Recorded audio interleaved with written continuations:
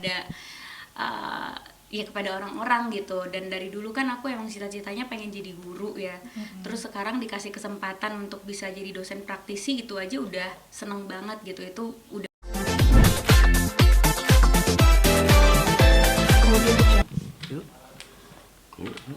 Oke, Prilly, ini lagi ramai banget nih kabar jadi dosen. Boleh cerita nggak sih awalnya gimana jadi dosen tamu atau dosen apa nih? Awalnya aku registrasi ke Kemendikbud untuk jadi dosen praktisi, karena kan mereka ada program praktisi mengajar. Makanya banyak juga kan yang nanya ke aku, kan aku baru lulusan S1, kok udah bisa jadi dosen. Nah ini karena programnya itu praktisi mengajar, jadi orang yang memang udah punya pengalaman di industri atau di lapangan kerja itu bisa daftar di praktisi mengajar untuk menjadi dosen tamu atau dosen praktisi. Nah terus aku daftar, aku registrasi karena waktu itu sempat diskusi sama Mas Menteri, terus beliau cerita soal program praktisi mengajar. Aku bilang kayak, aduh aku mau daftar dong, terus akhirnya aku daftar ke Kemendikbud. Nah pas aku daftar ke Kemendikbud, diterima data-datanya, CV-nya, terus ditawarkan langsung sama Universitas Gadjah Mada untuk ngajar di sana. Ya seneng banget karena tawarannya nggak main-main ya, dari universitas favorit banyak mahasiswa, universitas negeri juga, jadi ya seneng banget. Ngajar mata kuliah apa nih? Jadi aku ngajar kajian selebritas. Aku ada 2 kelas karena aku kolaborasi jangka pendek sama dosen akademisi di sana. Dan ini adalah kelas pertama aku hari ini. Oke. Itu aja dosen tamu atau dosen tetap sih di sana? Dosen praktisi. Dosen praktisi. Jadi ada satu mata kuliah yang memang 2 kelasnya itu diisi sama dosen praktisi gitu. Oke. Itu untuk kurikulumnya sendiri sebelumnya memang dikasih dari pihak kampus atau Prilly sendiri?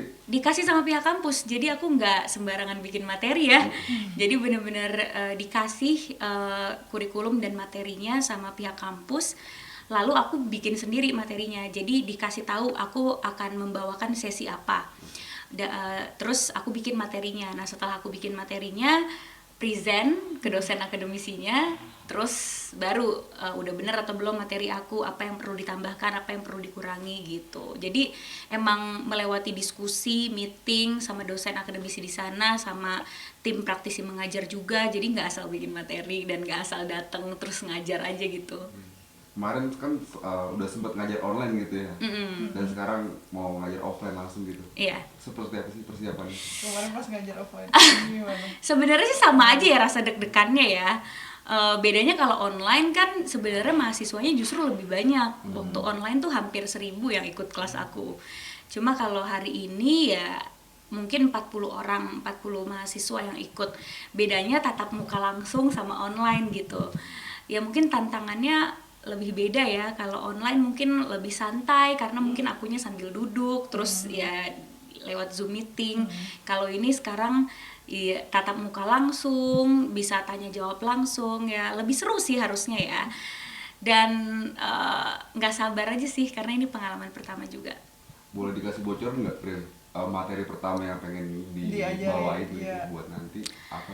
Yang akan aku bawain itu gejala selebritas. Oh iya.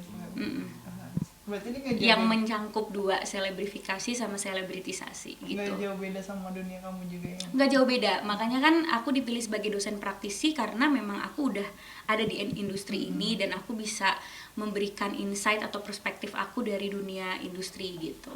Prilly ini kabarnya katanya Prilly nggak bakal mau ngambil gaji setelah jadi dosen. Itu gimana sih, karena emang pengen serius mengajar, memberikan ilmu apa gimana nih?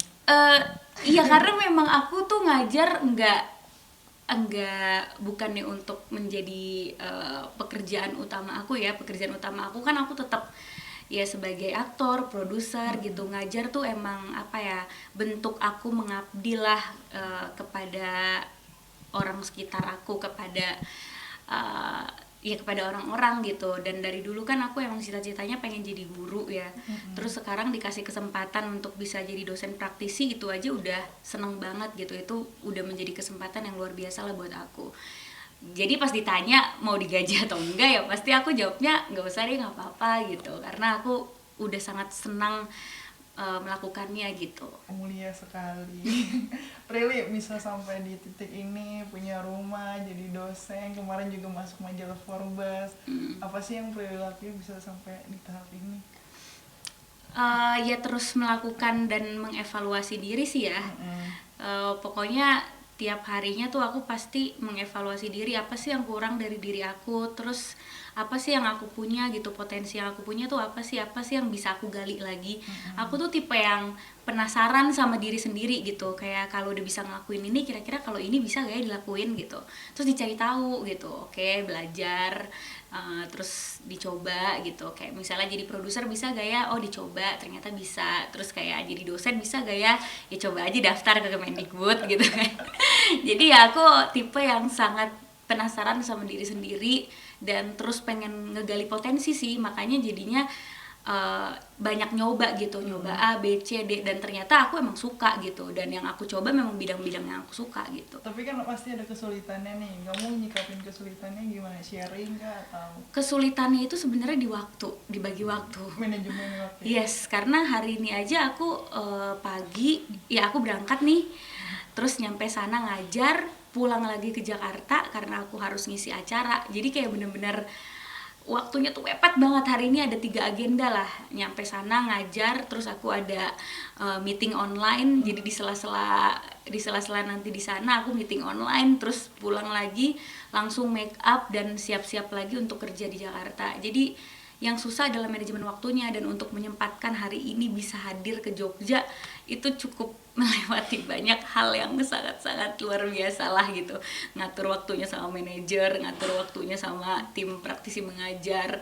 Jadi ya itu yang paling susah sih sebenarnya. Oke. Ada lagi nggak nih yang belum kamu capai keinginan? Nah kalau dibilang ada lagi gak ya yang belum dicapai, pasti banyak, karena setiap orang kan mimpinya pasti upgrade terus kan. Kayak misalnya udah ada mimpi ini udah kecapai, ya nggak akan berhenti sampai di situ, pasti upgrade lagi, pengen punya apa lagi, pengen ngapain lagi.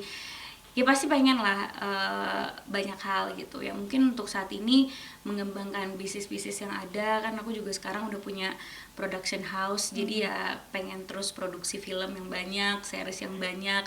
Dari bidang pendidikan juga ya pengen S2 lagi.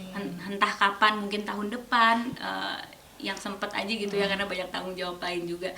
Jadi ya pasti banyak banget yang pengen dicapai lagi juga. Terakhir nih Asmara, kenapa masih betah sendiri, atau emang karena kemarin kan sempat bilang juga tuh kalau nggak diwajibin dalam agama menikah nggak bakal mau menikah, apa gimana? Sebenarnya itu tuh videonya dipotong-potong, makanya kalau itu di TikTok kan pasti videonya gitu, makanya kalau nonton video jangan dipotong-potong. Itu tuh kalau video fullnya tuh waktu itu kan Kak Andika sama Kak Usi menceritakan trauma-trauma pacaran lah kayak gitu. Nah makanya aku berkomentar seperti itu, tapi sebenarnya nggak kayak gitu, makanya nonton video fullnya ya teman-teman. Kalau masalah asmara sebenarnya lebih ke nggak ada waktu. Lebih ke situ sih ya, lebih ke situ. Kalau ditanya mau punya pacar atau nggak, mau aja.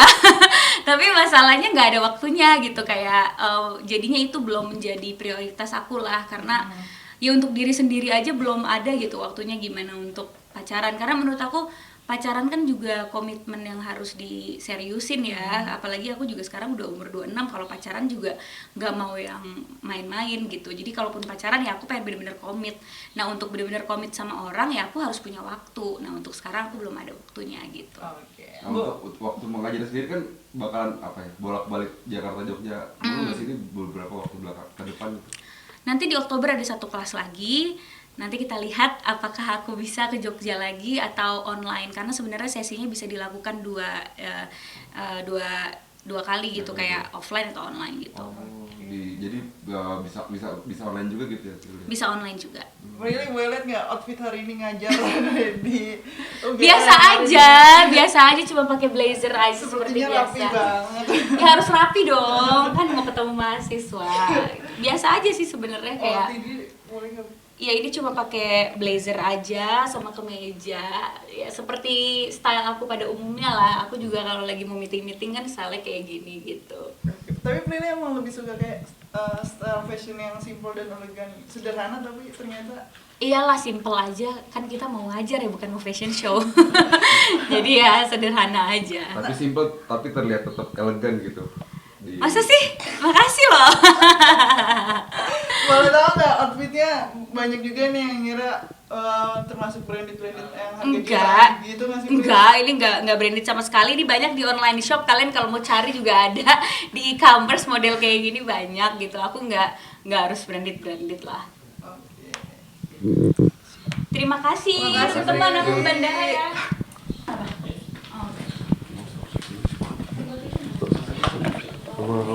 Maaf ya, habis belum boarding pass, stres juga. Ini.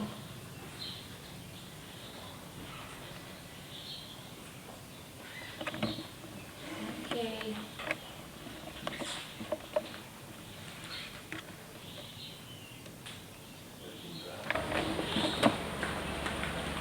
Dah.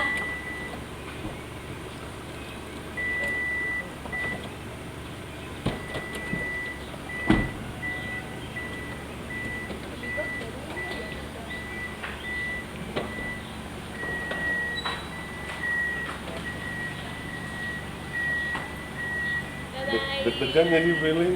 Hah? Deg-degan nggak sih? Lumayan. Lebih ke antusias sih. Dadah. Ya.